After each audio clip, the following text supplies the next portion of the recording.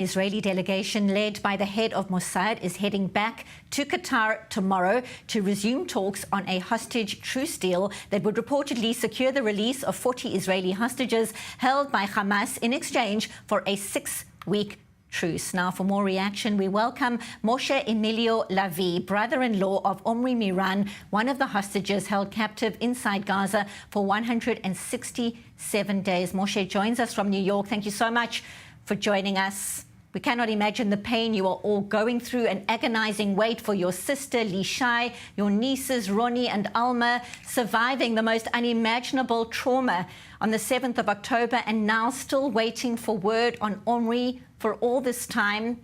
I can't imagine. How are they all doing? How is your family? Thank you for having me today. It's been an ongoing nightmare for all of us.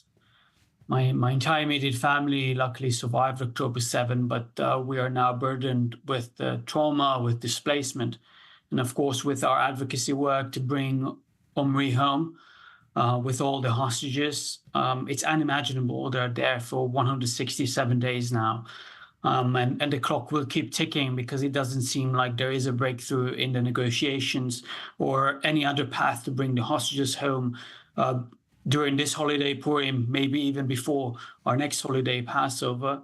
Lishai is recovering. She's a very strong and brave woman.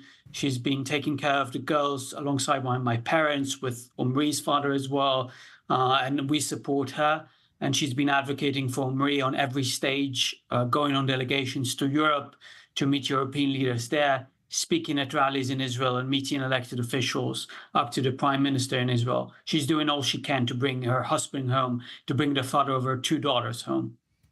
Unimaginable, and such courage to be able to be so active like she is, and so many of the families of the hostages are. It is quite inspiring.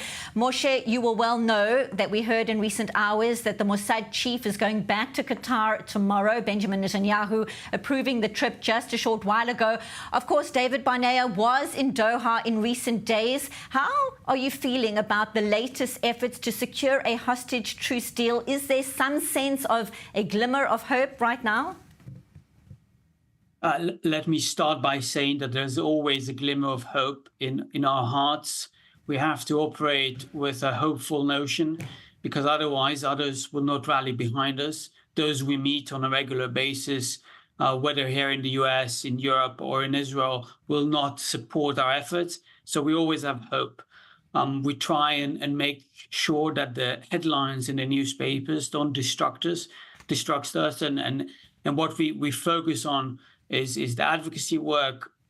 It seems like there is some sort of a development. I hope it's a positive one, but it's clear that until we receive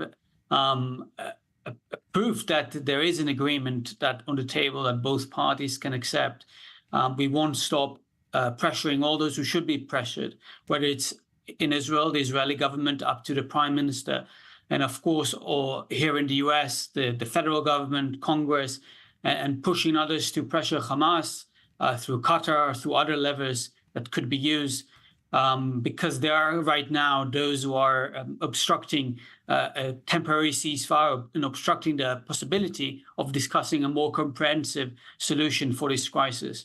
We're well aware that Omri will not be part of the 40 hostages discussed in the current deal. But we want this deal to happen so that we can bring home all the hostages within the next few months. So if you could speak to the Mossad Chief, if you could speak directly to the War Cabinet, what message would you be giving them right now to make sure that all the hostages get back home and they get back home safely?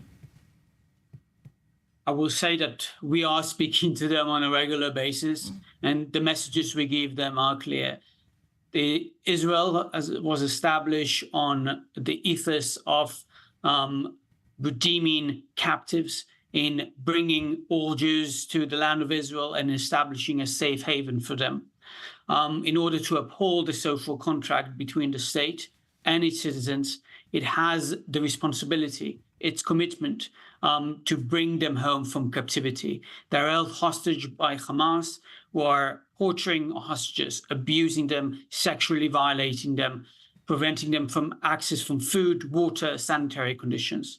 So we keep mentioning them, the horrifying testimonies from those who returned, keep telling them what they're supposed to uphold, which is the social contract, and pushing them to see what formula Israel can live with. No formula is going to be easy to digest. Every agreement is going to be painful, but it is our commitment as a society to bring them home. When I served in the IDF for 6 years, I knew that Israel will do all it can to bring me home if something will happen. And I think it's even more so when civilians were taken captive from their homes, barefoot in their pajamas on a Saturday morning during a holiday.